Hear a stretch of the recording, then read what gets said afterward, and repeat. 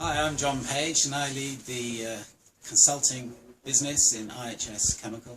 I'm here in beautiful Davos this week talking to clients about the critical issues for the chemical industry.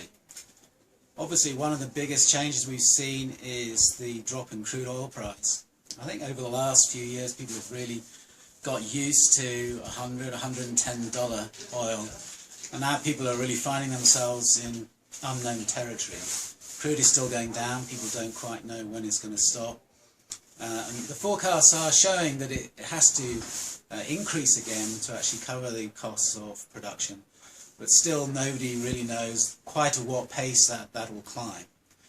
So a lot of the values of chemical companies over the last few years have been growing on the back of those companies having lower cost feedstocks, particularly in the Middle East, but also more recently in the US of shale gas.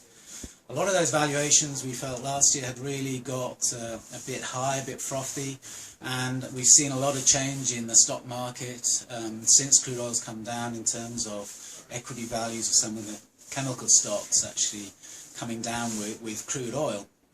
Now obviously for shareholders those stocks that's not a good thing, but it does actually provide some opportunities for buyers who want to get into that market, who maybe felt they were excluded at those higher valuations. So this year we feel that we're going to see a lot more M&A activity potentially, people repositioning their assets and where they are in the market. And one other thing that's going to help that is actually the drop in crude oil and the deflationary impact that will have is actually now forecast to keep interest rates lower for a longer time. And that improves the financing situation, particularly for private equity companies, but also for strategic buyers of chemical assets.